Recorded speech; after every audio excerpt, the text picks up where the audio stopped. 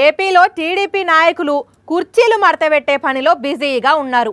అయితే జగన్ దెబ్బకు మీ కుర్చీలన్నీ ఎప్పుడో మడతబడ్డాయన్నారు మంత్రి గుడివాడ అమర్నాథ్. సార్ చూసారా, చంద్రబాబు లోకేష్ కుర్చీలు మడతబెడతాం అని అంటున్నారు. మీరేం చేస్తారు? జగన్మోహన్ రెడ్డి గారి దెబ్బకి నాలుగు మడతబడిపోయింది. ఓహో, అందుకేనా ఆయన తెలుగు భాషను అలా మడతబెట్టి చితక్కొట్టి తాట తీసి పలుకుతాడు? జగన్మోహన్ రెడ్డి గారి దెబ్బకి మీ నాన్న కుర్చీ మడతబడిపోయింది. మరి లోకేష్ కుర్చీ సంగతి ఏంటి? నీ కుర్చీని ఎప్పుడో 2019లోనే మడతబెట్టేశాం. మడతబెట్టేవి అయిపోయాయా, ఇంకా ఏమైనా ఉన్నాయా సార్? మళ్ళీ ఇంకోసారి మడతబెట్టుకోవడానికి ఇంకా 60 రోజుల సమయం ఉంది.